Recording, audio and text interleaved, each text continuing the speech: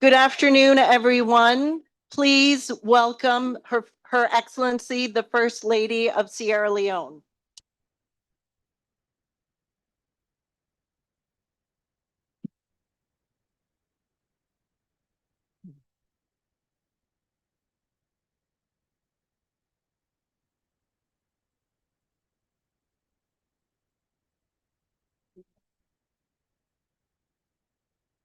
So we will now begin.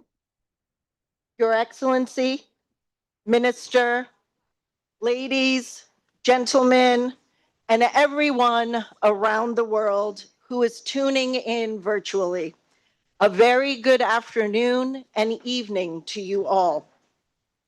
My name is Anjali Kocher, and I work with Just Rights for Children, one of the co-sponsors of today's event.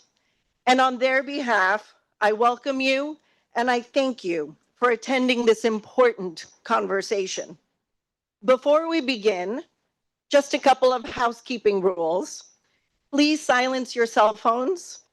And if you would like to access today's program, you should see shortly a QR code on the screen behind me. Please do follow along if you would like. In addition, we do have Spanish translation. Spanish into English can be found on channel 1, and English into Spanish can be found on channel 2. And if you need to change the channel, it's actually on the side of the equipment in front of you. And with that, I would just like to say that I hope that everyone who arrived a little bit earlier had the chance to enjoy the slideshow. These were photos that were taken in the recent 100 Days of Action to End Child Marriage that was carried out by the Child Marriage Free World Campaign, an initiative of Just Rights for Children, during which partners, leaders, and communities across the world stood together in their commitment to ending child marriage. Today's event is focused on strengthening systems, legal systems, to ensure the end of child marriage, also being co-sponsored by the Permanent Mission of Sierra Leone, the Office of the First Lady of Sierra Leone, and co-hosted by the Permanent Mission of France. As my first duty, I am delighted to introduce the permanent representative of the Mission of Sierra Leone to the United Nations, Ambassador Kanu.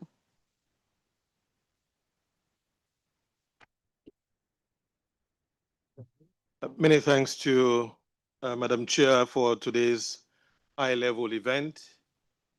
Good afternoon.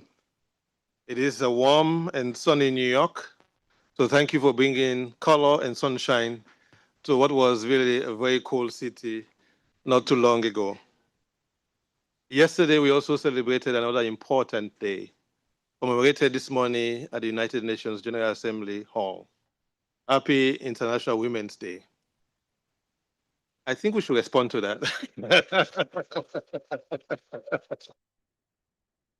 Thank you.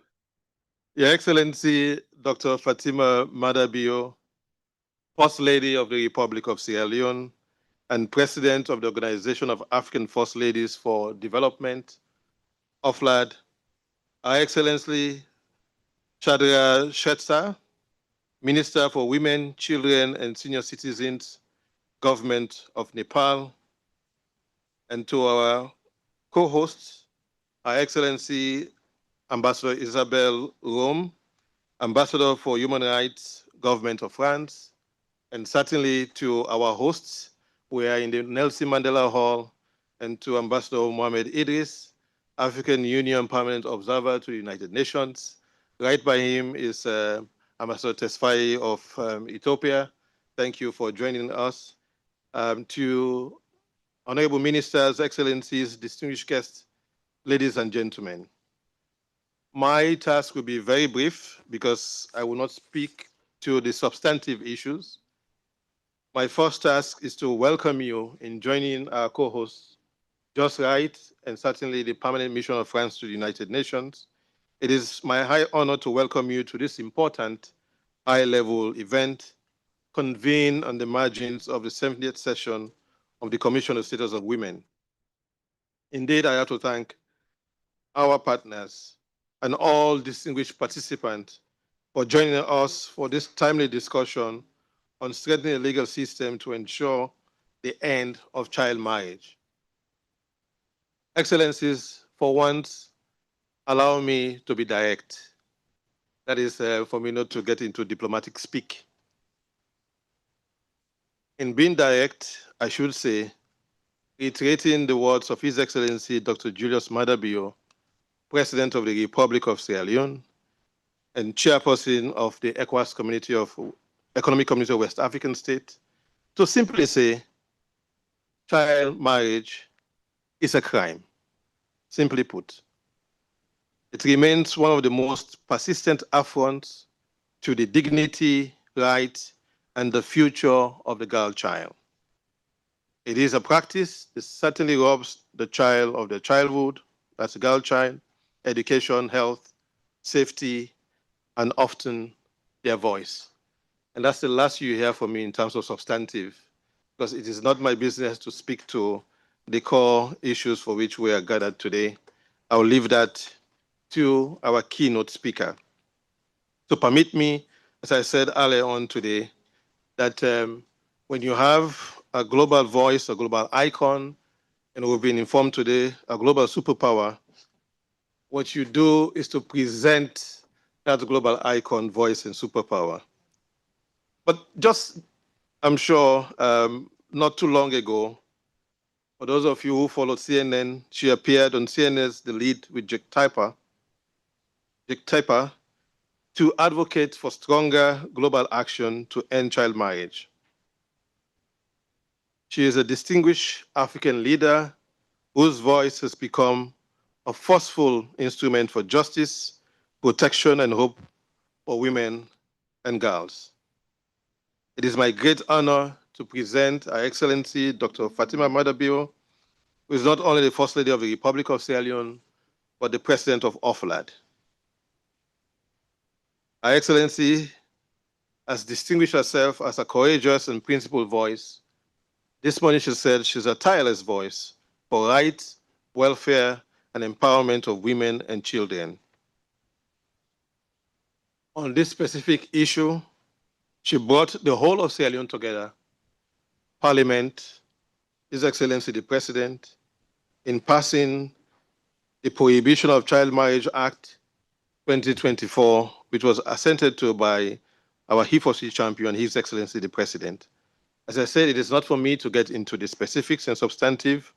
Today, she will deliver the keynote address and also present an important call, an initiative that will be of great significance in mobilizing global awareness and collective action to end the crime of child marriage. Excellencies, ladies and gentlemen, please join me in extending a warm and distinguished welcome to Her Excellency, Dr. Fatima Maada Bio.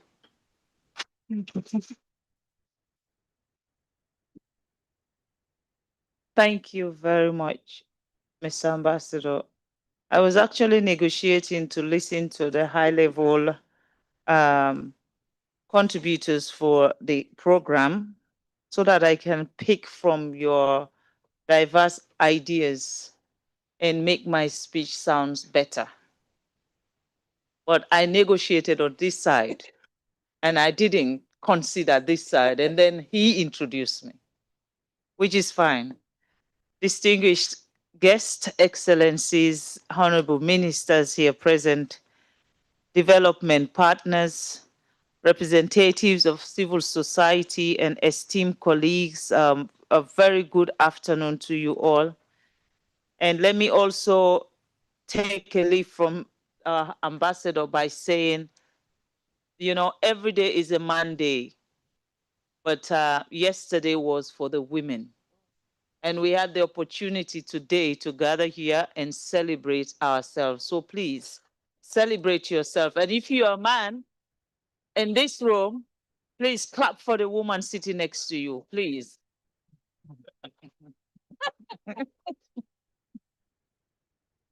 I am honored, but at the same time humbled to address this distinguished gathering at a moment when the global community is called to reaffirm its commitments to the rights, dignity, and protection of women and girls.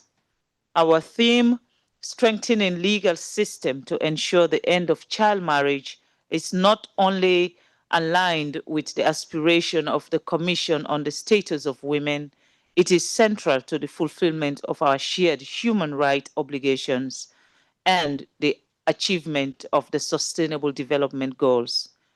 Child marriage is not merely harmful practice. It is a profound violation of human rights, a barrier to development, and a direct assault on the promise and potentials of millions of girls around the world. As the late Kofi Annan, the former Secretary General of the United Nations, reminded us, there is no tool for development more effective than the empowerment of women. Ending child marriage is therefore not only a moral duty, it is a strategic investment in the future of our continent, our nations, and the world at large. At this distinguished gathering, on the margin of the 70th session of the Commission of the Status of Women, this year's priority theme, ensuring and strengthening access to justice for all women and girls, including by promoting inclusive and equitable legal system, eliminating discriminatory law, policies and practice, and addressing structural barriers, provides a powerful and timely framework for our discussion today. Within this global commitment to justice, we must confront one of the most pervasive and devastating violations of the rights of girls, that is child marriage. At this moment in history, it is both necessary and urgent to reframe child marriage not merely as harmful practice, but as a crime against children, a crime that can and must be made illegal in every country. And my own definition of child marriage is legalizing rape. The human cost of inaction on this cause is overwhelming. Across my various engagements in Sierra Leone and throughout the continent of Africa, I have met girls whose lives and dreams have been irreversibly altered and shattered by early marriage.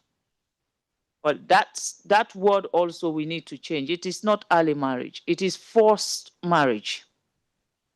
These stories remind us that this issue is not theoretical, it is deeply human. I recall a young girl I met in Pujahun district in the rural Sierra Leone. She was only 13 when she was forced into marriage after her father passed away. She told me quietly, I wanted to be a medical doctor, but they said my dreams were not as important as my bride price. Her childhood was traded away, her education cut short, and her future rewritten without her consent. Her story is echoed by millions of girls across Africa and the world today. As Nelson Mandela of blessed memory once said, there can be no keener revolution of a society souls than the way in which it treats its children. If we accept the truth, then the persistence of child marriage is a direct indictment of our collective failure to protect the most vulnerable in our society. There is a compelling argument why the legal system must lead the transformation of child marriage. Ending child marriage requires more than advocacy. It requires laws, it requires justice, and it requires accountability.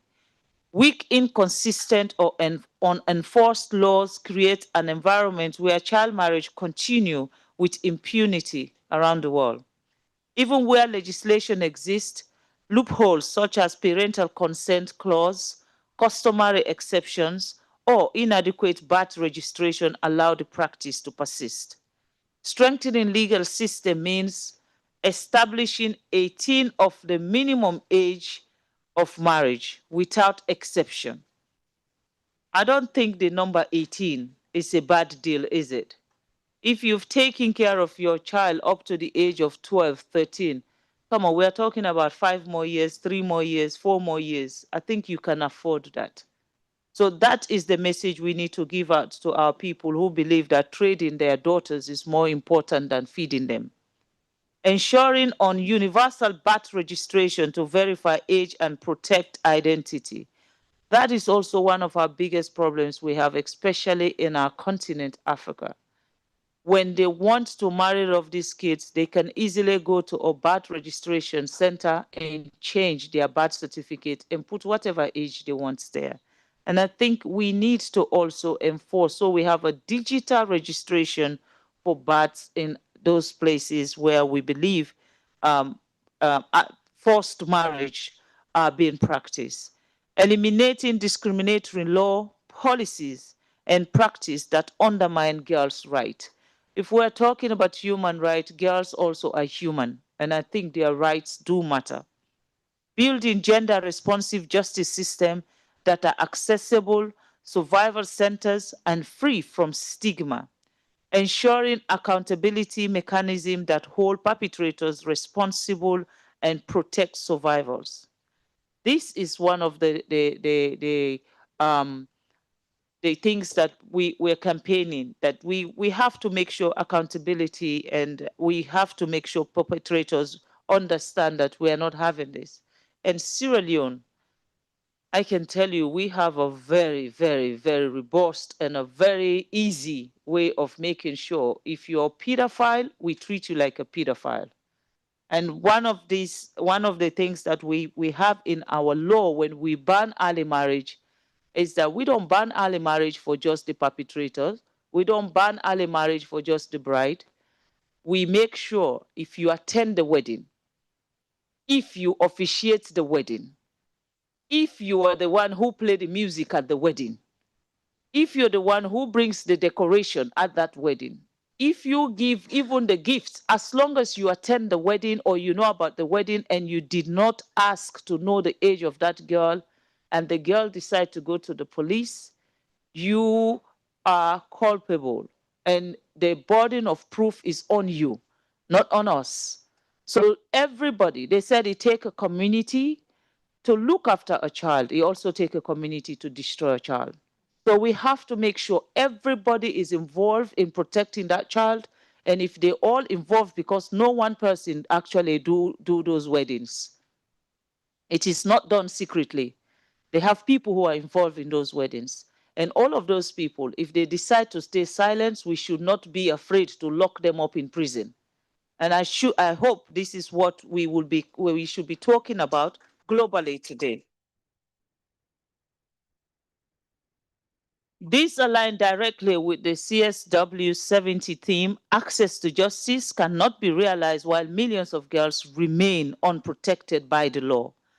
My country, Sierra Leone, is demonstrating firm commitment to this cause.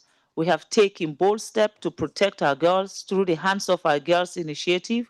We have mobilized communities, strengthened institutions, and placed the right of girls at the center of our national development. Our government, led by our dynamic president, retired Brigadier Julius Madabio, has criminalized child marriage through legislation and strengthened protection against sexual and gender-based violence. We are expanding access to education because a girl who remains in school is fearless, is far less likely to be married as a child. And we are working closely with traditional and religious leaders whose influence is essential in transforming social norms. Pleasing and heartwarming for us, it is girls that are now leading in all public examination in our country. And we have more girls enrolled in our schools. The enrollment is once traditionally male-dominated field like engineering and medicine have been a drastic surge for women. Those disciplines that were placed for men, we don't have that now in Sierra Leone, except you don't want to do them. And in fact, we have more women going into STEM subject in Sierra Leone today because our president did not only introduce the free quality education, but for any girl who decides to do STEM subjects, the government of Sierra Leone will pay your fee from pre-primary, primary to secondary until you finish university. This is to encourage as many women as possible to actually finish university. One paramount chief in Kono, where I was born, my own hometown, Sierra Leone, told me, if we do not protect our girls now, we endanger and risk our own future. If you know a girl child's success is your future, I think that should be your priority. His words reflect a growing continental recognition that safeguarding girls is not only a matter of right, it is a matter of national stability and prosperity. As the president of OFLAD continental leadership is guaranteed. As president, I am proud that African First Ladies are united in championing the rights of women and girls.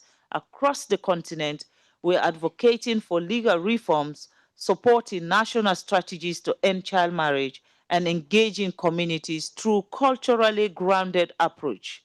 Our partnership with the African Union, the UN agencies and civil society organizations are strengthening national capacities and accelerating progress.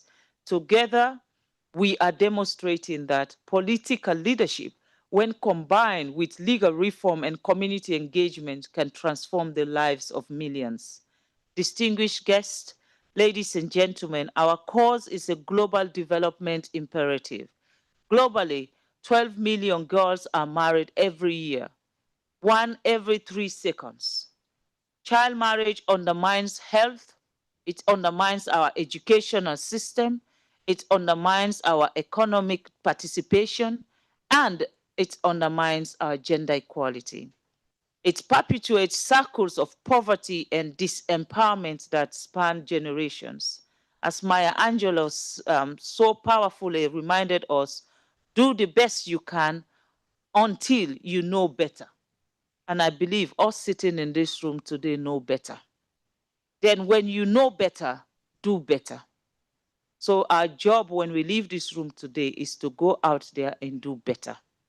Today, we know better. We know the lifelong harm child marriage inflict, and therefore we must do better through laws, through policies, and through collective action. Ending child marriage is therefore not only a human rights priority, it is a global developmental imperative. Therefore, we must heed to a call to collective action. Today, I call upon governments, lawmakers, development partners, civil society, and community leaders to intensify efforts to strengthen legal systems and protect the rights of girls.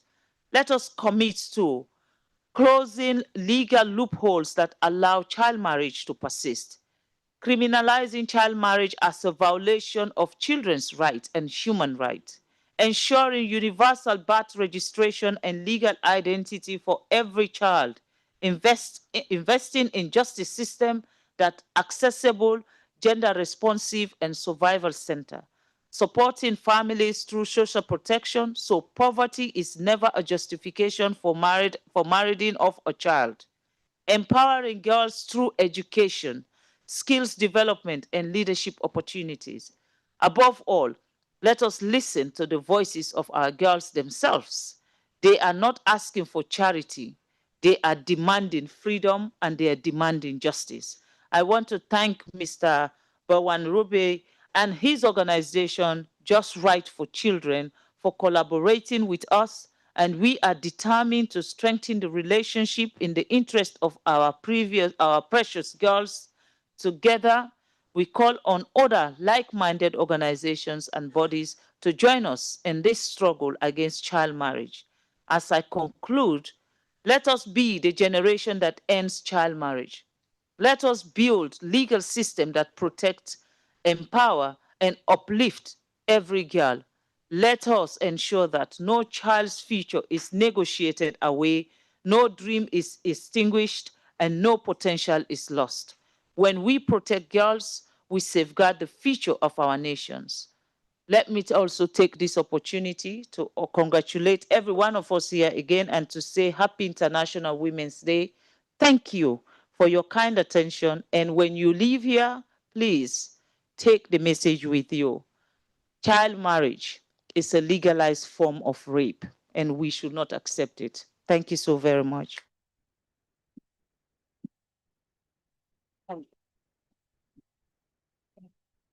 Your Excellency, thank you as always for your very powerful, clear, and demanding words as call to action for all of us. Next, we will be joined live from Delhi by the founder of Just Rights for Children, the global activist and prolific lawyer Bhuvan Ribu. Mr. Ribu has personally spearheaded a revolution against child marriage in India in the last 3 years. He founded an alliance of organizations, Just Rights for Children, that has literally stopped almost 500,000 planned child marriages since April 1st, 2023. That means every 3 minutes, a girl who was going to be married has had her child marriage stopped by direct legal or civilian authorities. Mr. Ribu, please share how the world can use legal actions to make 2026 the breakthrough year in the global fight against child marriage. Thank you. My dear children, Your Excellencies, civil society leaders, colleagues, friends. Thank you all for your commitment, your work, and also for joining us here today. Your presence itself is proof that together we are taking the first step of a journey of 1,000 miles towards ending child marriage. While the challenge of travel has prevented me from joining you today in person, I am there with you in spirit. First and foremost, I would like to express my sincere gratitude to Her Excellency Dr. Fatima Bio,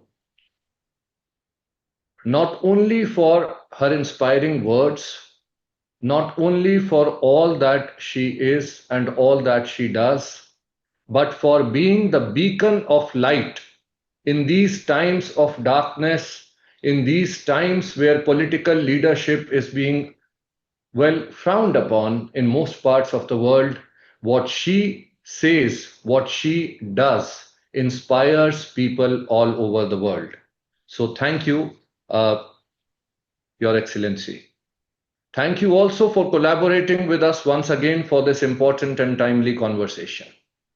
I would also like to thank the Permanent Mission of Sierra Leone to the United Nations, as well as the Office of the First Lady, the Permanent Mission of France, and all the NGO partners of Just Rights for Children and all the campaign partners of Child Marriage Free World for advancing this important dialogue here today.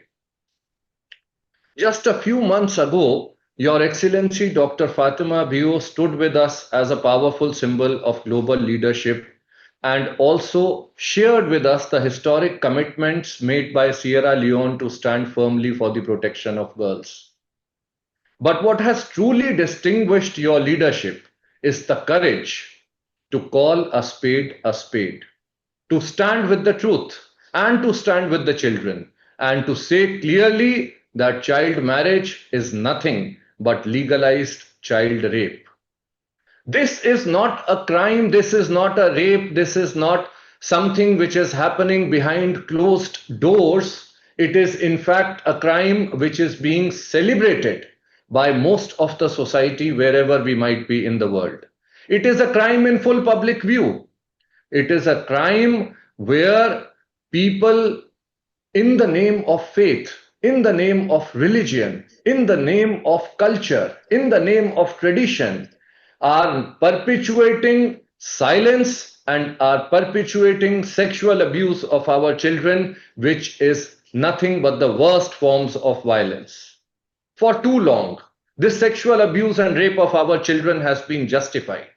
For too long, the societies that have chosen to stay silent have promoted this culture of violence. And that is why it is extremely heartening for all of us to see that today the world is recognizing child marriage as nothing but another form of child sexual abuse and rape. This is also why the theme of this year's Commission on the Status of Women, the strengthening access to justice for women and girls, is so important. Because there can be no bigger injustice in the world than the injustice which is done under the pretense of a rule of law, under the pretense of culture, under the pretense that we are actually promoting or safeguarding the interests of our children, where in fact we are perpetuating this child rape. And at the end of the day, the ending of child marriage comes down to justice. And justice requires the strict enforcement of the rule of law in letter as well as in spirit. And that is also the first and the foremost step towards awareness generation, towards behavior change, towards ending this culture of impunity. There can be no behavior change and no amount of advocacy or awareness in the world is going to end the crime and deter a pedophile from raping our children in the name of child marriage unless and until the strong forces of the rule of law are there for the protection of the child. And true justice does not lie in only punishment. It does not lie only in legal action. It actually lies in the prevention of crime. Prevention before protection, protection before prosecution, and prosecution with the single-minded focus and agenda to create deterrence for prevention. Prevention through access to rights, through access to services, through access to education, through access to schools, skills, through access to government schemes to strengthen the safety net that is going to prevent our children from being abused, from being raped, and from being exploited in any manner. Just this year, the NGO civil society partners of Just Rights for Children have linked over 2.1 million families to social protection schemes. They have enabled over 700,000 girls who were out of school to go back into education and restart their schools. And protecting girls from child marriage and ensuring this education is the most powerful investment today that humanity can make in its collective future, which is also what Her Excellency was talking about. So justice for girls is not charity. It is the foundation of inclusive growth. It is the foundation of human capital and also of sustainable development. And countries like Sierra Leone, countries like Nepal, countries like India, they have offered an example of what can become possible when the rule of law is applied with a whole of government and a whole of society accountability and approach. With over 250 million people joining a pledge, a call to action to end child marriage, over 350,000 faith leaders joining this call to action to protect our children through access to justice and through the rule of law. The decisive action with courage, with clarity, with conviction has promoted this justice. And this change, which is no longer gradual, it has become decisive, it has become urgent, it has become action oriented, it has become accountable. And that is a model for the rest of the world. Just in India, in the last 3 years, the percentages of child marriage have fallen from over 23% to less than 15%.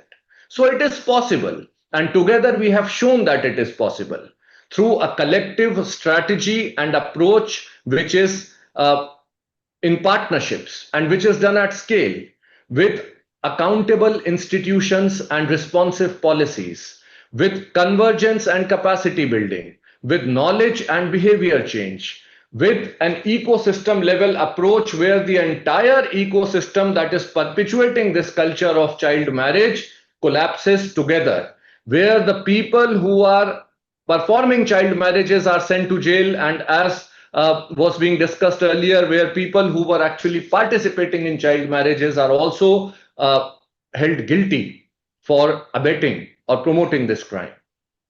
And to reach this tipping point of ending child marriage, these strategies have resulted or have delivered good results that the world can now emulate.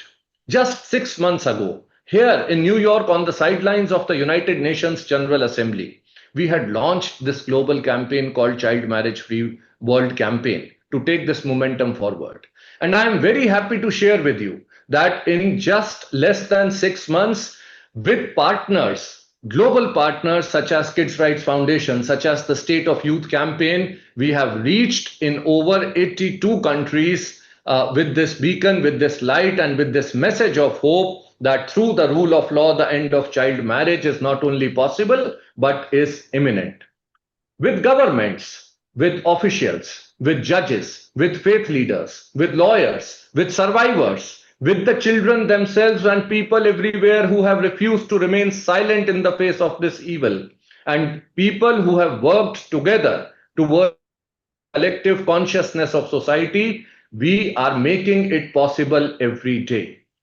When a girl is married as a child, the world loses a student, a worker, a leader, a nation builder, a politician, a president.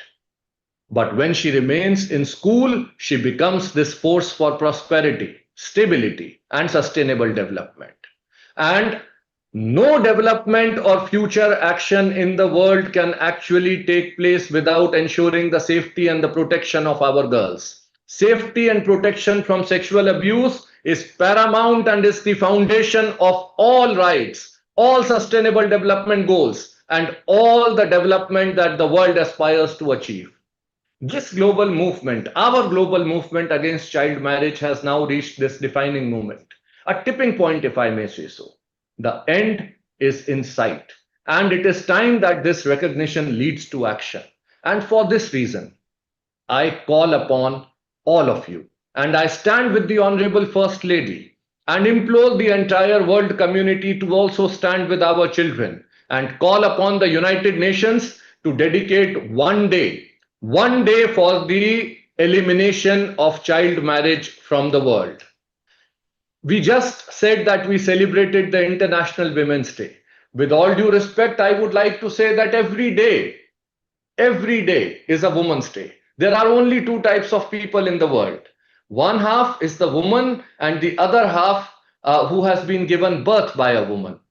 And with that approach, all those children, all those girls, all those daughters need to be protected. And therefore, such a day would strengthen global commitment, reinforce accountability, and mobilize governments and societies to act.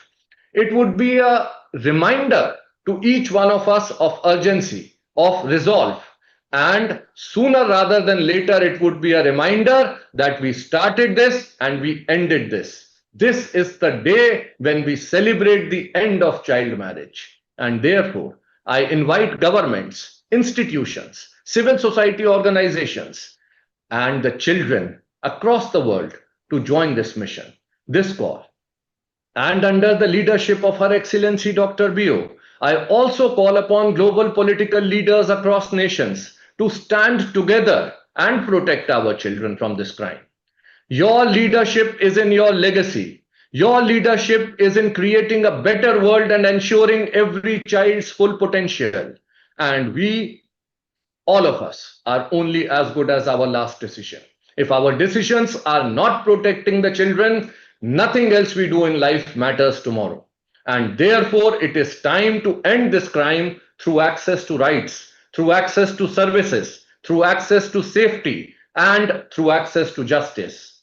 When the world starts calling for action against a crime clearly and in one voice, it begins to end that crime.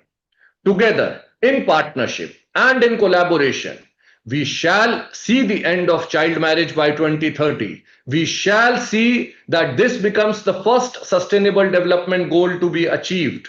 And child marriage is child rape. It has no place in today's day and age, and together we shall see the end of it. Thank you all once again. Namaste.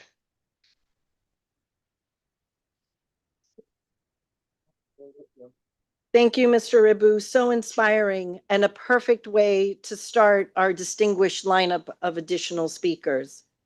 Next, I would like to invite Her Excellency Shraddha Shrestha, Minister of Women, Children, and Senior Citizens for the Government of Nepal, to speak.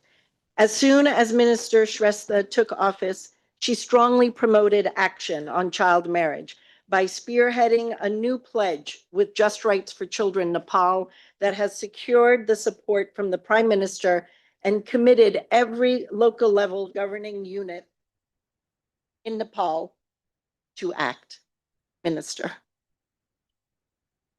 Thank you so much. Honorable First Lady of the Republic of Sierra Leone, Dr. Fatima Mada, Excellencies, Representative of Just Right for Children, distinguished delegates, colleagues, friends, a very warm namaste. Thank you so much for inviting me to speak at this event. It is a profound honor for me to join you all today to share Nepal's approach and experiences, as well as reflect and discuss on how strengthening the rule of law and legal systems can create a decisive breakthrough in ending child marriage. Child marriage in Nepal is often rooted in poverty, harmful social norms, gender discrimination, lack of access to education, limited economic opportunities, and is further compounded by climate change and newer emerging issues, which is why singular approach doesn't work for us. Therefore, we work at the intersection of legal framework, access to services, and community mobilization through coordinated national campaigns. As a state party to the CRC and the CEDAW, we have been working to strengthen legal systems. Our constitution, National Civil Code, and the National Penal Code laws strictly prohibits marriage under the age of 20, and Children Act 2019 criminalizes child marriage, making it a punishable offense for anyone involved, including the couple if they are not of legal age, parents, family members who arrange the marriage, religious leaders who perform it, all wedding guests, and even observers. We have adopted a national strategy for ending child marriage 2025 and its action plan, and the National Child Policy 2023 has also been implemented along with its national plan for action, which is in the process of being finalized very soon. We have decentralized authority to expand birth and marriage registration systems and deploy child welfare officers at the local level to monitor and prevent child protection risks. As per the legal provisions, we have established child protection system in all the local levels to ensure protection of every child from grassroots levels, create awareness among stakeholders against child marriage, capacitate adolescent girls and the rescued victims to work against social harmful norms and join hands to end child marriage. We have also strengthened child friendly and gender responsive justice systems and invested in multi-sectoral preventive interventions such as education retention program for girls, social protection schemes, community engagement, and empowerment initiatives to shift harmful norms that perpetuate inequality. Through the Child Budget Code under the Child Responsive Budgeting, we have started to analyze investment to ensure state resources are invested in the best interest of children, especially girls who are at the risk of child marriage. We have recently completed a nationwide 100 days campaign against child marriage to create awareness with greater urgency and coordination for measurable actions. We have strengthened all government mechanisms such as the National Child Rights Council, Nepal Police, child helplines, and mobilized every concerned stakeholder to strengthen reporting and response mechanism, engage with religious and community leaders to discourage harmful norms and empower girl networks so that they become advocates against child marriage and fight for themselves. All of these initiatives have shown us how strengthened legal systems, complemented with effective service delivery, social mobilization, and partnerships, can effectively help end child marriage in Nepal. Through our years of initiatives and campaigning, teachers, parents, and community level awareness, we have achieved significant progress, but still, we have so much to do. Therefore, in the coming days, Nepal will continue working with commitment to end child marriage by 2030. Only by protecting a child from early and forced marriage and their future can we protect the future of the whole generation, protect human rights, uphold the rule of law for the most vulnerable, and strengthen democracy itself. Therefore, I would like to call upon all governments for clear and adequate laws, responsive and accountable institutions, community engagement, as well as collective action to achieve sustainable development goals, particularly target 5.3 to eliminate all harmful practices against women and girls, especially child, early, and forced marriage by 2030. Finally, I would like to join you all pledging my full support for a joint call for an International Day Against Child Marriage to be celebrated all over the world. Thank you so much. Thank you, Minister. Your commitment and bold actions on child marriage are an example to other ministers across the world. Our next speaker is the Assistant Secretary General of UNFPA, His Excellency Mr. P.O. Smith. UNFPA has been one of the key organizations driving actions against child marriage, and they are currently running the third phase of the global program to end child marriage. Mr. Smith. Thank you very much. Good afternoon, Excellencies and dear friends. Let me begin by acknowledging our formidable and inspiring leader, Her Excellency Dr. Fatima Mada, First Lady of the Republic of Sierra Leone and President of UFLAD. Thank you so much for your very inspiring words, but more so the work that you are doing and championing across your country and the continent. Let me also acknowledge Buran Ribu, founder of Just Rights for Children, and all of the amazing team in your organization, as well as the presence of His Excellency Ambassador Kanu, Her Excellency Isabelle Rome, Ambassador for Human Rights of the Government of France. I also wish to acknowledge our good friends at the Permanent Observer Mission of the AU, and thank you for hosting us. So it's really important discussion that we're having, and I'm delighted to greet all of you on behalf of our UNFPA Executive Director, Ms. Diane Keita, and to join you for this really important and critical conversation. And we are here, of course, to confront a very staggering reality, which the First Lady put on the table. Every 3 seconds, somewhere in the world, a girl is married. Let's just think about that. Every 3 seconds. This is not just a social statistic. It is a moment that shatters that girl's education. It endangers that girl's health, and it diminishes the potential of that girl. Child marriage is a human rights violation. Let's be clear. It endangers a girl's life through violence and the high risks of adolescent pregnancy. For too long, it has been framed merely as a harmful practice. Reframing it as a matter of justice shifts the burden from the girl to the obligations of the state. And for this reason, and for so many other reasons, this is why this conversation has to be beyond just the halls of a CSW, so that we have the correct level of accountability. While international conventions and national laws define our standards, they are only the starting point. The true measure of progress is not the existence of laws, but whether every adolescent girl can actually exercise her rights and remain protected from harm. For too many, justice remains a promise on paper. A truly gender-responsive system must move beyond legislation to include functioning birth and marriage registration, trained justice actors, and accessible legal aid.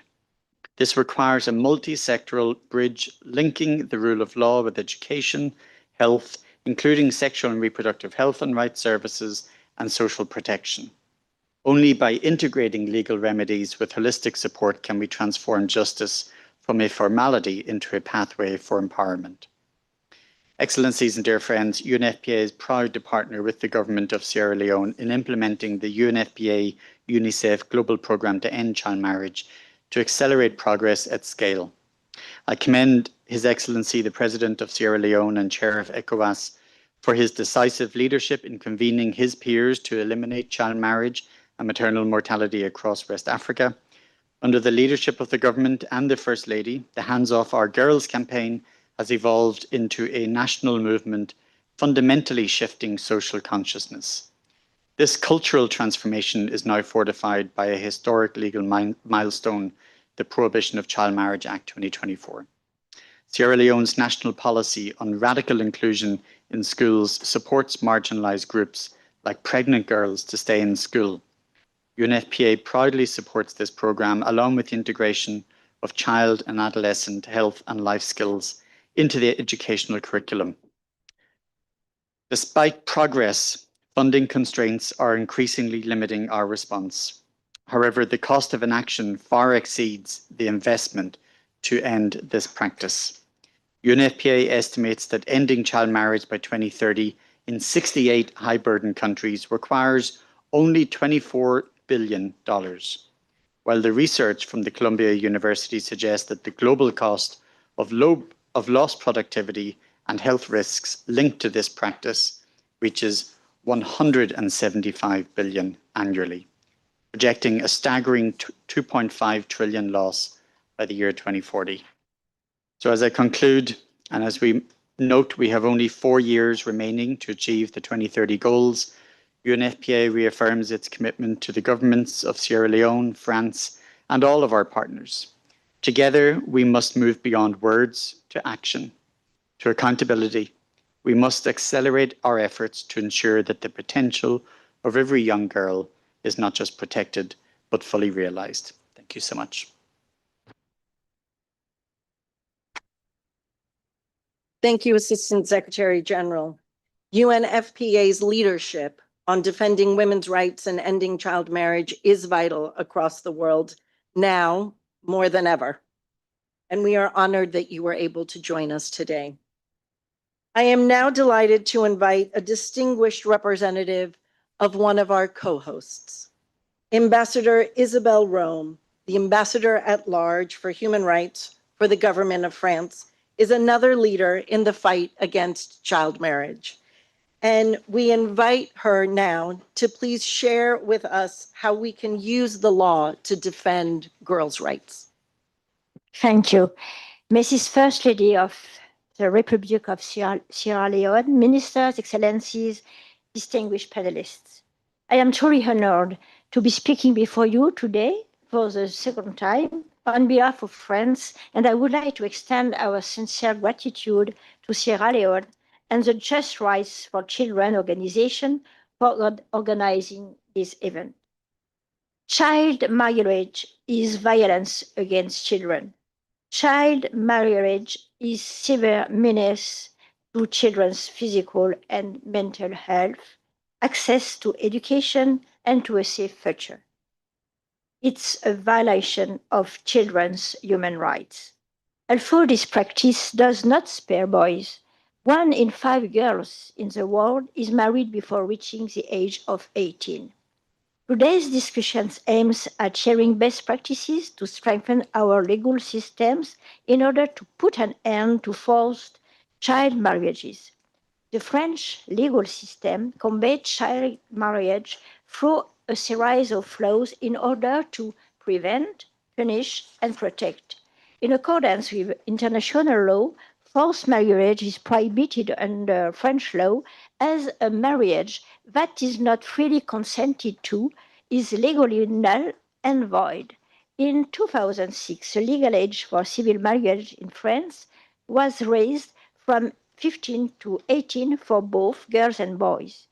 Although the public prosecutor may allow under 18 marriage under specific circumstances, any marriage under the age of 18 and or without one's consent is considered void. But child marriage is not only forbidden under French law, it is also considered as a violence and punished by our criminal code. French law punishes deceiving a person in order to take them abroad and force them into marriage with 3 years imprisonment and a fine of 45,000 euros. If the victim is a minor, the penalties may be increased. French law allows French and foreign perpetrators to be convicted even if these offenses are committed abroad against a person who is usually resident in France or French territory. France protects the victims. Risks of forced marriage constitute grounds for international protection under French asylum law. The juvenile court judge or public prosecutor may take urgent measures necessary to protect the victim and order a temporary placement order or placement in the care of child welfare services.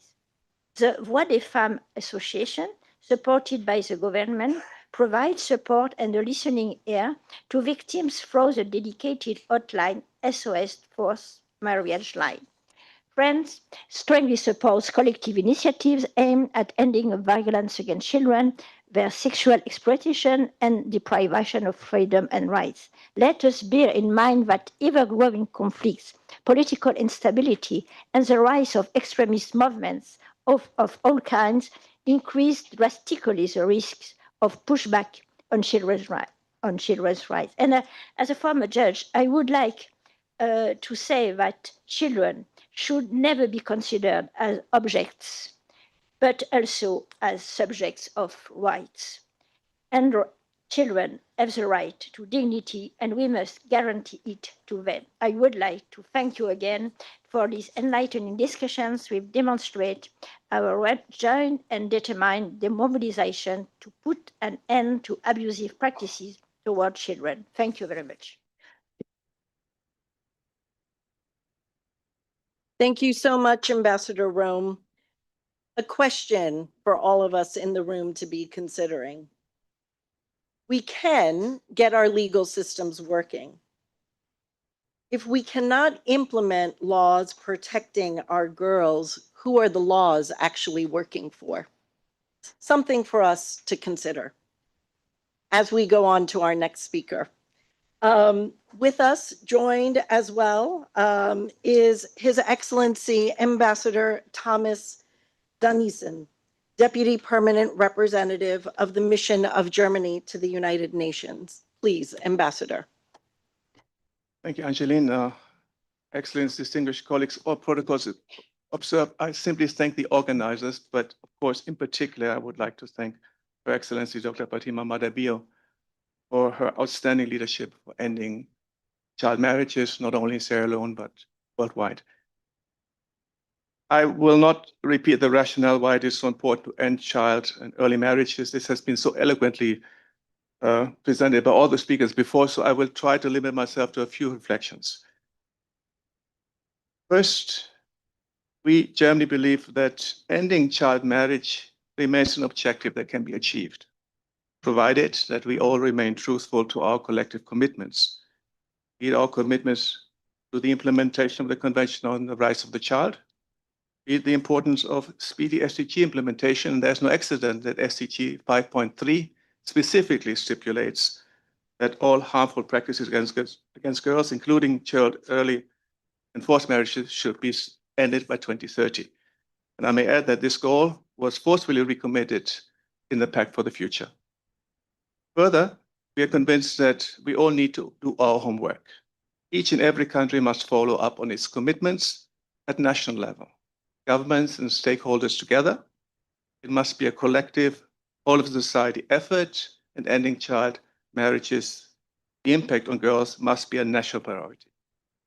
Third, we think in order to achieve it, we require true global partnerships with trusted partners. And here we see again the UN at the core of our endeavor, but also trusted organizations such as Just Rights, which are multipliers in our collective enterprise. Germany will remain a partner in this endeavor. At national level, we have taken significant legislative measures to ensure better protection of young girls. 2011, we have forced marriages are now recognized and pursued as criminal offenses. In 2017, We adopted a ban on underage marriages, and we strengthened this legislation in 2020 to protect minors married abroad. German legislation not only penalizes underage marriage, but also makes accountable those who instigate these marriages, and also very important, we included safeguards and compensations for those children who were unjustly forced to marry. And finally, we want to be a trusted partner abroad. Our feminist development cooperation policy makes the fulfilling and the strengthening of the rights of girls in a comprehensive manner the cornerstone of all our activities. This again includes deep partnerships with UN, UNICEF, UNFPA, and women, other humanitarian development actors, but also, and most importantly, trusted cooperation with partner countries. I just named Burkina Faso and Guinea because they come to my mind, but there are many out there. Again, thank you for having us on this panel. I want to assure you that we stand ready to do our best to achieve the 2030 goal, and we want to do that at home as a reliable partner abroad, and of course here, whatever it takes in the headquarters. Thank you very much. Thank you, Ambassador. Now, one of the foremost leaders of the struggle against child marriage in recent years has been the African Union. They have kindly offered us this space for today, and we thank the Ambassador greatly. Joining us live from Addis Ababa is Dr. Angela Martins, the head of culture at the African Union, to speak on behalf of the Commissioner for Health, Humanitarian Affairs, and Social Development for the African Union. Dr. Martins.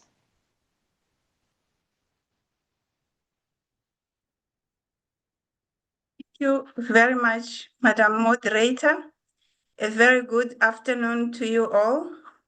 Your Excellency, Dr. Fatima Mada Bio, the First Lady of the Republic of Sierra Leone and President of WAFLAD, Excellencies, Ambassadors, and Ministers present in the meeting, distinguished partners and stakeholders, ladies and gentlemen. Permit me to read this statement on behalf of Her Excellency, Ambassador Amatum Amwa, the AU Commissioner for Health, Humanitarian Affairs, and Social Development.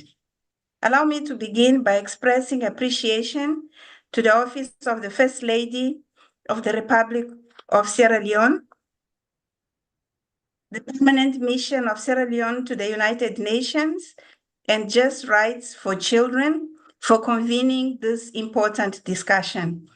Holding this event on the margins of the United Nations Commission on the Status of Women is particularly timely, given this year's theme on strengthening access to justice for all women and girls, including the elimination of discriminatory laws, policies, and structural barriers. Child marriage remains a profound structural impediment to the realization of girls' rights, particularly in education, health, bodily autonomy, and socio-economic empowerment. Beyond its devastating impact on individual girls, the practice undermines progress towards gender equality, weakens social protection systems, and entrenches intergenerational cycles of poverty and vulnerability. Current global trends are deeply concerning. Millions of girls continue to be married before the age of 18, and projections indicate that at the current pace, eliminating child marriage globally could take several centuries. With fewer than 5 years remaining to achieve the targets of the Sustainable Development Goals, particularly Goal 5 on gender equality, these trends underscore the urgent need for accelerated, coordinated, and multi-sectorial action. Across Africa, ending child marriage remains a central priority within the African Union policy framework. Through the AU campaign to end child marriage in Africa, member states continue to strengthen legislation, policies, and community-level interventions to protect girls' rights. These efforts are anchored within the AU Agenda 2063, which envisage an Africa in which women and girls are fully empowered and free from harmful practices. They are further reinforced by the African Charter on the Rights and Welfare of the Child, which obliges member states to eliminate harmful social practices affecting children. The Maputo Protocol provides one of the strongest regional legal frameworks for protecting the rights of women and girls. Article 6 explicitly requires state parties to ensure that the minimum age of marriage is 18 years and to take effective measures to prevent and eliminate child marriage. This legal clarity must be matched by consistent enforcement and accessible justice mechanisms. Recent continental deliberations have further strengthened momentum. The African Union Champions Report on Ending Child Marriage was launched on the margins of the 39th Ordinary Session of the Assembly of Heads of State and Government of the African Union. The champion is His Excellency Hakainde Hichilema, President of the Republic of Zambia. The report offers a consolidated assessment of progress while highlighting persistent structural and policy gaps that must be addressed to accelerate eradication efforts. Importantly, our discussion also intersects with the 2026 AU Theme of the Year on assuring sustainable water availability and safe sanitation systems to achieve the goals of Agenda 2063. The link between water, sanitation, gender equality, and child protection is critical.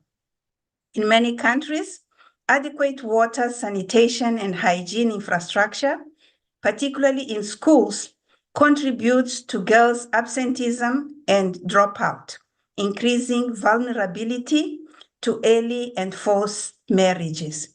Addressing WASH infrastructure deficits is therefore not only a development priority, but also a structural intervention for safeguarding girls' rights. Excellencies, distinguished ladies and gentlemen, reaffirming child marriage not only has a harmful practice, but also has a crime against children, can strengthen accountability and ensure that justice systems respond more effectively. Legal reform, enforcement of minimum age laws, and accessible justice pathways must be central to our response. At the same time, prevention must remain comprehensive, expanding access to quality education for girls, strengthening health and social protection services, engaging communities, and economic empowerment for families are all essential to addressing the root causes of child marriage. Civil society organizations play an indispensable role in this work. The efforts of Just Rights for Children and its partners demonstrate the transformative impact of coordinated action in preventing child marriage and protecting children from exploitation and trafficking. Yet, the scale of the challenge demands intensified collective action. The cost of inaction is far too high. Every year, millions of girls face lost childhoods, interrupted education, heightened health risks, and diminished life opportunities as a result of early and forced marriages. Excellencies, ending child marriage is not only a moral imperative, it is a legal obligation under our continental and global commitments. It is also a strategic investment in Africa's future. Achieving the aspirations of Agenda 2063 and the Sustainable Development Goals requires urgency, determination, political will, sustained financing, and collective responsibility. Let us therefore strengthen our legal frameworks, invest in prevention, support survivors, and ensure accountability. Above all, let us ensure that every girl, regardless of where she is born, has the opportunity to grow, learn, and lead free from the threat of child marriage. History will judge our generation not by the commitments we make today, but by the futures we protect. Let us act decisively so that the next generation of girls inherits a continent where childhood is safeguarded, rights are upheld, and equality is lived reality, not aspiration. I thank you very much. Thank you, Dr. Martins. And now for our last speaker in this section, Ms. Ligia Jeanette Perez Peña, the Executive President of the National Council for Children and Adolescents, the Government of Dominican Republic. Please, for those of you who may need translation, please put on your headphones and the channel is 1.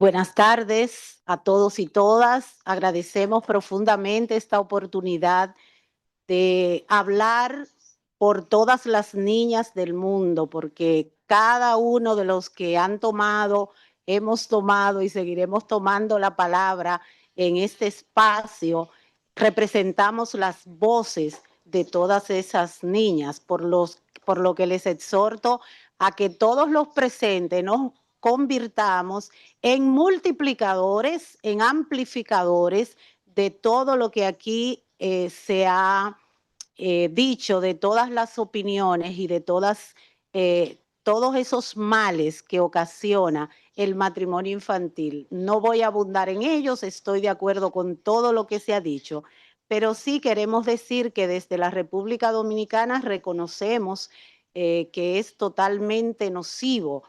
Y desde el año 2021 se promulgó la ley 1-21 que prohíbe todas las excepciones del matrimonio infantil. Totalmente prohibido el matrimonio infantil en la República Dominicana. Eso representó un hito. Actualmente en el escenario legislativo estamos ya revisando, dando la última revisión al Código Penal que duplica y en algunos casos triplica y en otros tipifica todas las formas de violencia que se ejerzan en contra de la niñez y la adolescencia y especialmente de nuestras niñas. Sin embargo, la experiencia nos demuestra que con la prohibición legal no es suficiente. Este es un tema que hay que abordarlo de manera integral. Por eso, ese enfoque integral que combina instituciones sólidamente articuladas, acceso efectivo a servicios y cambios en las normas culturales, en las normas sociales que normalizan esta práctica tan nociva. Por ello, hemos desarrollado la política de prevención y atención a uniones tempranas y embarazos en adolescentes que articula acciones de múltiples sectores del Estado dominicano, incluyendo educación, salud, protección social y, por supuesto, justicia, porque decimos, si hay 100 niñas embarazadas, debe haber 100 perpetradores que estén siendo procesados legalmente, porque si no, no vamos a erradicar efectivamente esta práctica. Asimismo, estas instituciones forman parte de estos esfuerzos. Hay otras políticas para reforzar como la educación sexual integral en contextos comunitarios, porque a las comunidades hay que orientarlas, hay que sensibilizarlas sobre toda esta nocividad que representan las uniones tempranas y los embarazos en adolescentes, por lo que en primer lugar necesitamos garantizar la implementación efectiva de las leyes y políticas públicas, asegurando los marcos jurídicos que se traduzcan en protección real para nuestras niñas. En segundo lugar, ampliar las oportunidades educativas y económicas, asegurando que las niñas no abandonen la escuela, promoviendo su permanencia constante en el sistema educativo dominicano. En tercer lugar, fortalecer el trabajo comunitario para transformar esas prácticas que ya les he mencionado. La erradicación del matrimonio infantil no es únicamente una meta legal, es un compromiso con la dignidad, con la autonomía y el derecho de todas las niñas a desarrollar plenamente su potencial. Muchas gracias.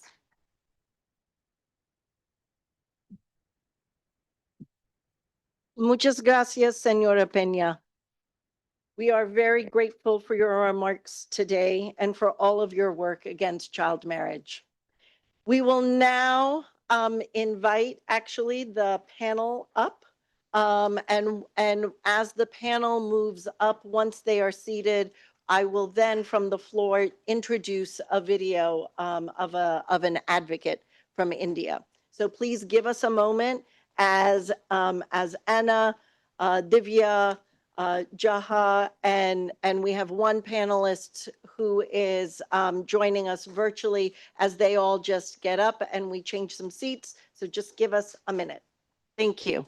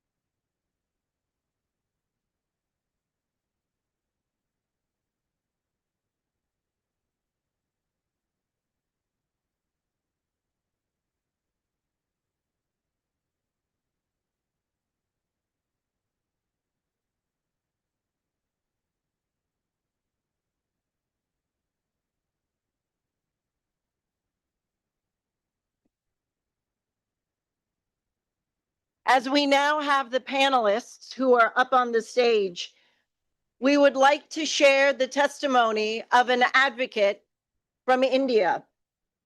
Chaya Kumari from Jharkhand was unable to travel to the United States due to the current restrictions on visas that especially affect those from marginalized communities. However, Chaya has recorded her thoughts and we wanted to share her words to you directly. Please watch. नमस्ते, मेरा नाम छाया कुमारी है और मैं Jharkhand India की रहने वाली हूँ। मैं अभी 20 वर्ष की हूँ और मैं अभी कॉलेज बीए सेमेस्टर 3 की पढ़ाई कर रही हूँ। जब मैं 16 वर्ष की थी तब मेरे माता पिता ने मेरी शादी तय कर दी थी और मैं इस शादी से इसलिए बच पाई क्योंकि सही समय पर जस्ट एड फॉर चिल्ड्रन के लोगों से मिली। उन्होंने समझाया कि बाल विवाह एक कानूनी अपराध है और शिकायत दर्ज करने में मेरी सहायता की। मेरे मम्मी पापा को समझाया और मेरी बाल विवाह रुकी और मेरा सपना था कि मैं पढ़ लिख कर कुछ करूं जो मेरा पूरा हो रहा है और मैं यह चाहती हूँ कि एक ऐसा गांव, एक ऐसा देश, एक ऐसी दुनिया हो जो बाल विवाह मुक्त हो। धन्यवाद।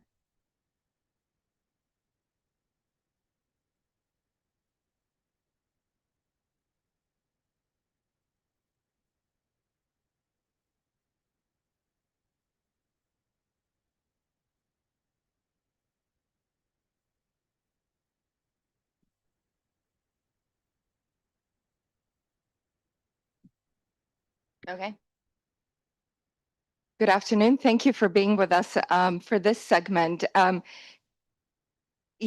was listening to our distinguished speakers earlier, and this statistic just is seared in my mind. Every 3 seconds, a girl is married away, and I'm a mother of teenage kids. And when I think about my child, I think about all children and the responsibility and how heavy it is right now in our hearts to take this conversation from dialogue to impact. So today's conversations is asking us to consider very clearly what changes when we stop treating child marriage primarily as a social issue and then recognize it as a criminal justice issue, which all of our distinguished guests did such a wonderful job explaining today. So I'm going to jump right into the questions that I have for my co-panelists today. And I'm going to start first with Ms. Divya Srinivasan to my right, the Director of Ending Gender-Based Violence for Equality Now.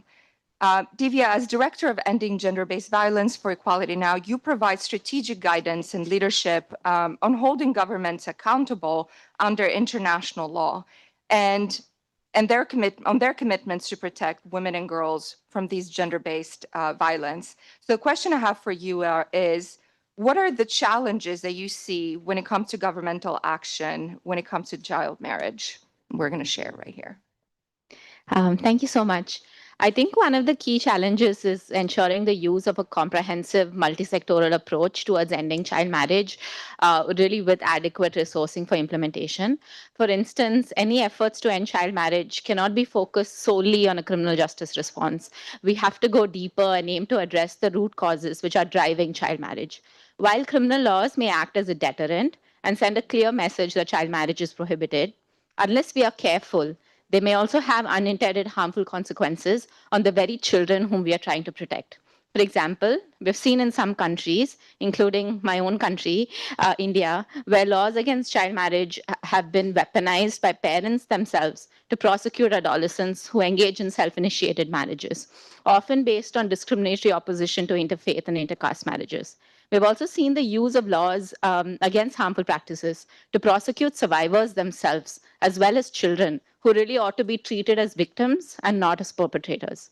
On the other hand, laws in some countries do not recognize rape within marriage at all, even in cases of child marriage, through marital exceptions to statutory rape.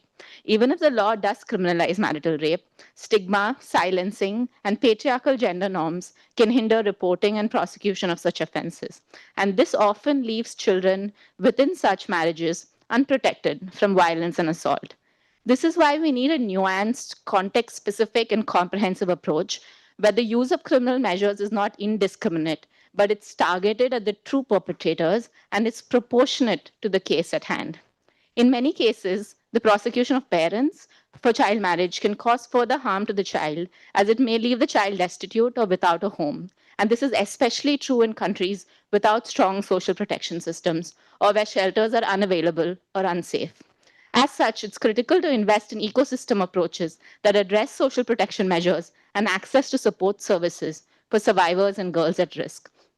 And with respect to access to justice, this means we shouldn't forget about girls who are already married and ensure the removal of barriers which prevent or inhibit survivors of child marriage from being able to access courts to annul or dissolve their marriage, to access maintenance support, property rights, and child custody of any children born from such marriage.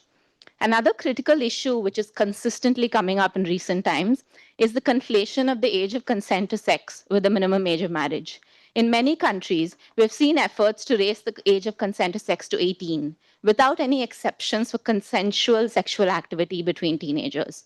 This leads to criminalization of consensual adolescent relationships, and conversely, can even result in adolescents being pushed into marriage because they think this is the only safe space for expressing their sexuality. We need to promote laws and justice systems which do not prosecute adolescents for consensual, non-coercive sexual activity with peers. To conclude, what justice requires is a survivor-centered, gender-transformative approach, one which places the best interests and the voices of the child at the center of all decisions related both to the development and implementation of laws relating to child marriage. So we're not making decisions on behalf of children without consulting them. And so that we can ensure that our efforts to end child marriage are actually benefiting the girls whom we seek to protect. Thank you.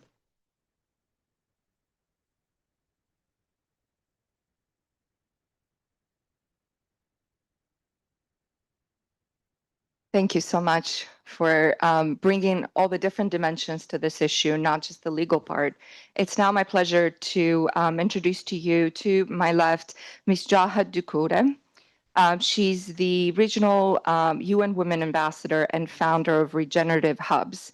Jaha, when I was reading your bio, it was actually very poignant. You are a survivor of forced marriage yourself. You are a UN ambassador, founder of Safe Hands for Girls, and now founder of Regenerative Hubs. You've also been named to the Time 100 list as one of the most influential people in the world, and were a nominee of the Nobel Peace Prize. So, not a, there we go. Clearly, you're an influential voice for survivor advocates and have contributed to policy change and legal reform across several countries. So my question for you is, what is your response to the prosecution and prevention model that we've heard about today? What do you think are the barriers to community? And I know, Divya, you did speak about that quite a bit, but I'm curious about your thoughts on this, Jaha, as well. Anna, thank you very much for that question. Your Excellencies, colleagues, dignitaries, and all protocols observed. I personally believe prosecution and prevention are both necessary, but neither of them work if we ignore the realities inside communities. Laws matter. They send a clear signal that practices like child marriage violate the rights of girls and will not be tolerated. Without laws, girls have no protection and perpetrators face no accountability. But I come from one of these communities that practice child marriage. I myself was a child bride twice. And these practices happen because of societal expectations, but a lot of times economic inequalities that also exist. And one thing I can tell you from both my own lived experience as well as local expertise is that laws alone do not change social norms. Most families are not acting out of cruelty. They believe they are protecting their daughters by preserving their culture or following something they believe it's religion.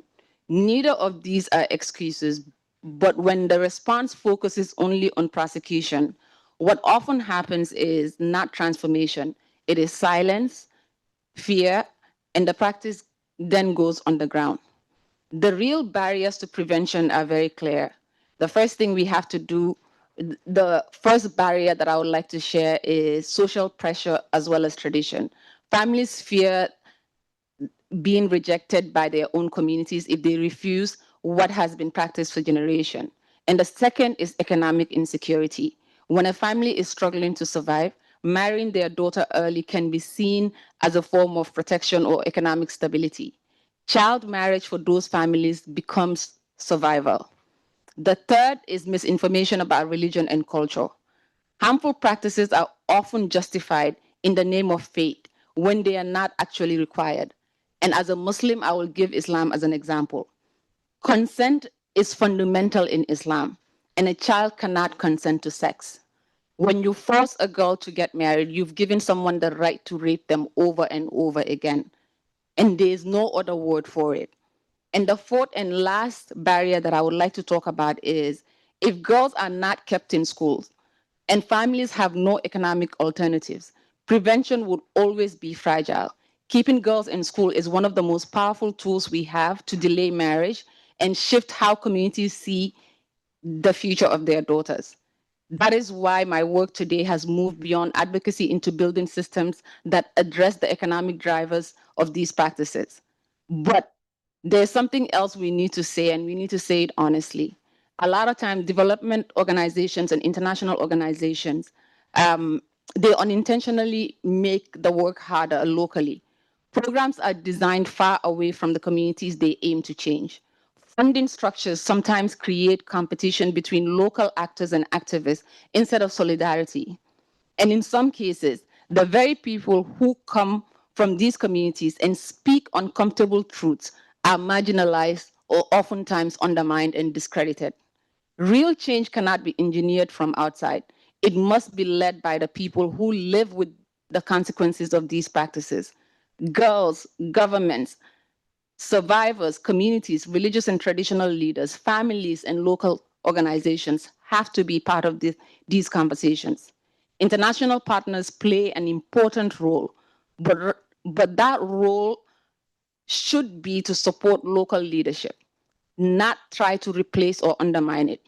So my position is simple.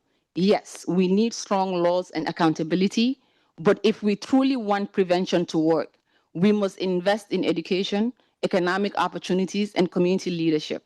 When girls stay in school, when women have economic power, and when communities themselves lead the change, harmful practices like child marriage do not just become illegal, they become unnecessary. The communities where these practices happen are not the only problem. Poverty, exclusion, and lack of opportunity are also part of the problem. When we address those, the change follows. And in ending, I would like to say that ending child marriage is not just about criminalizing a practice.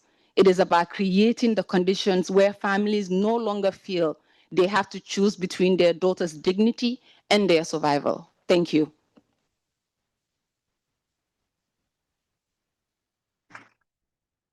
That was incredibly powerful, Jaha. We are going to take a minute to have a respondent. So I'd like to invite Dr. Judy.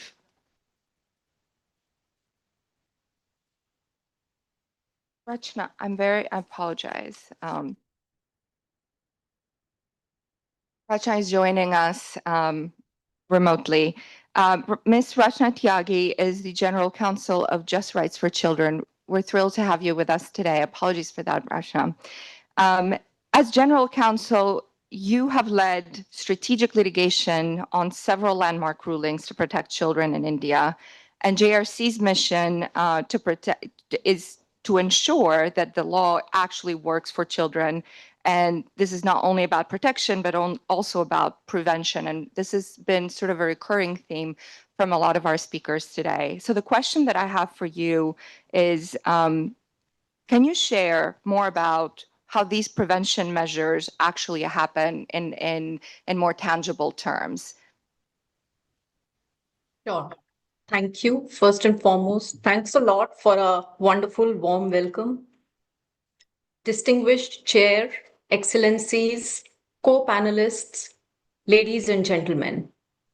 Thank you for the opportunity to share India's experiences and successes on strengthening legal systems to prevent and end child marriage. At Just Rights for Children, our work is rooted in a simple but powerful principle. The law must work for children. And when we speak about the law, we do not mean prosecution alone after the harm is done, but protection, which begins much earlier through prevention, through the rule of law. Child marriage continues to remain one of the most widespread violations affecting the girls globally. And we have heard it at length during the past couple of hours. Unfortunately, India carries the largest burden with millions of girls who've gotten married before the age of 18 years. While there has been encouraging progress with prevalence declining from about 47% way back in 2005 and 6 to almost 23.3% in 2019-2021. But the scale of challenge remains immense. India's legal framework has evolved significantly to address this issue. Our Act, the Prohibition of Child Marriage Act, replaced the earlier law and introduced transformative amendments to ensure that the offense is treated seriously in the criminal justice system.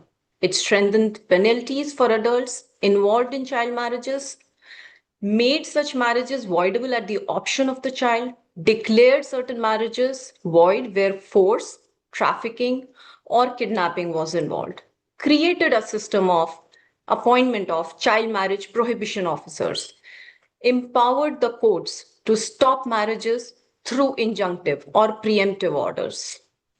And more importantly, it made the offenses cognizable and non-bailable. There is definitely a need for behavior change in how we interpret the laws, because many times the law seems to be misinterpreted. Allowing the child marriage under the guise of a consensual relationship fundamentally defeats the purpose of child protection laws. And that is not just in India, I think it's across the globe. Education and participation is also part of the law. Law should not be confused with just crime and punishment.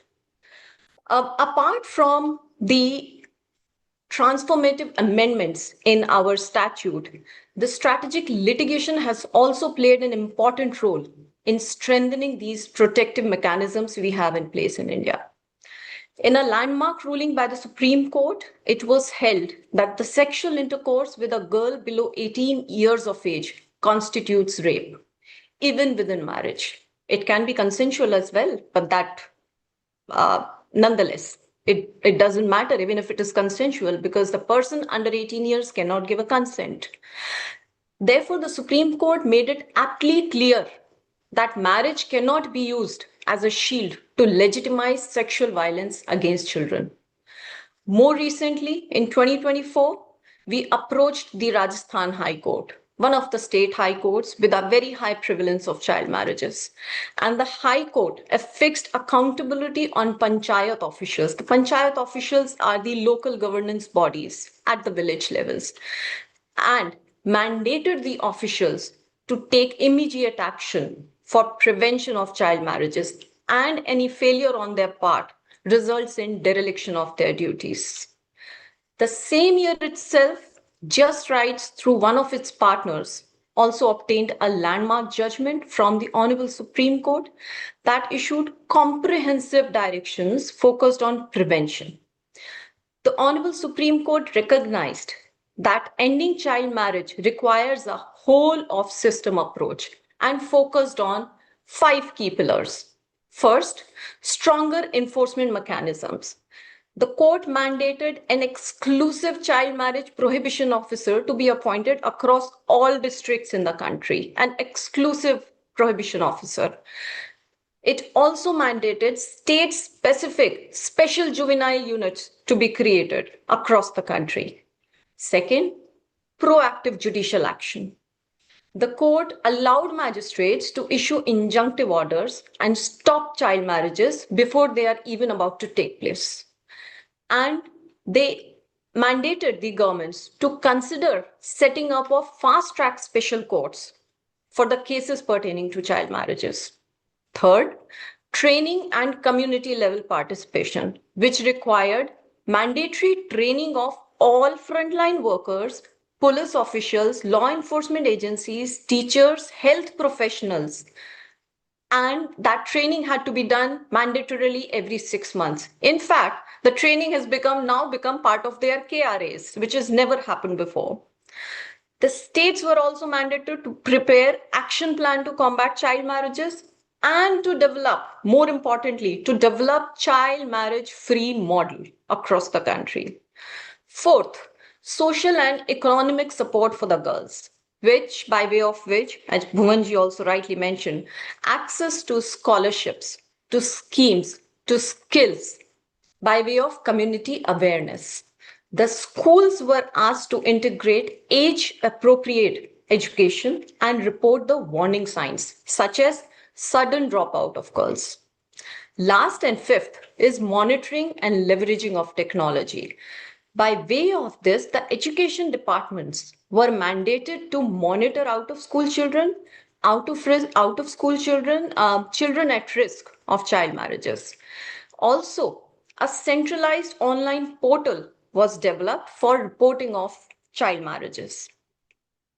So these preventive measures are already producing result, as a result of which Just Rights large-scale interventions in the last 2 years has led to prevention of almost 500,000 child marriages through direct action. More than 50,000 child marriage prohibition officers have been appointed and trained throughout the country. There has been a substantial reduction of child marriages throughout the country, with highest being a reduction of almost 81% and lowest being 55% to the existing prevalence rates in those particular states. So India's trajectory shows that change is possible.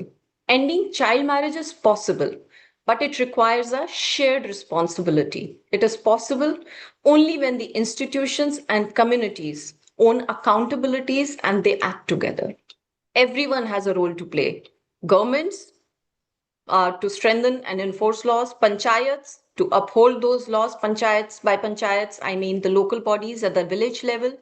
Child marriage prohibition officers intervene at the right time, judicial officers and police to ensure immediate action, teachers to monitor attendance at schools. Corporates must integrate the goal of ending child marriage in their CSR priorities. Faith leaders must speak against child marriages in their religious sermons. Every reported case, every arrest, and every conviction must send a clear message that the law will act against those who harm children. Because justice is not separate from prevention. In fact, justice lies in prevention. Without justice, rights remain words. But with justice, rights become power. And as we remind ourselves in this work, I would like to end by saying, it may take a village to raise a child, but it takes a world to protect the child. And it starts with one action, which is now by all of us. Thank you. Namaste.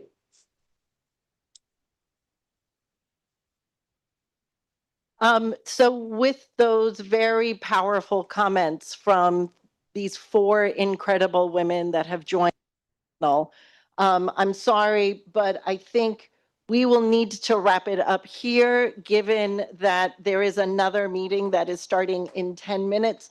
But I think what it shows is the amount of conversation and commitment that people have on this subject. And so as we wrap up today's event, I want to thank you for spending the afternoon with us. Please, as you exit, pick up a tote bag from one of our colleagues. The bags are from We Power, an initiative that creates dignified employment opportunities for women who have survived human trafficking. But as we leave, I ask you to remember these three things that we have discussed today. One, that child marriage is more than a harmful practice. Two, child marriage is a crime and must be treated as such.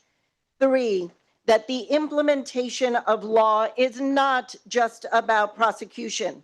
It is also about ensuring education, the resilient families, and having resilient foundations to ensure that our children can actually exercise their human rights. And lastly, the end of child marriage is possible. And with that, there is no better time than now to start our work collectively. Thank you. Good night or good afternoon.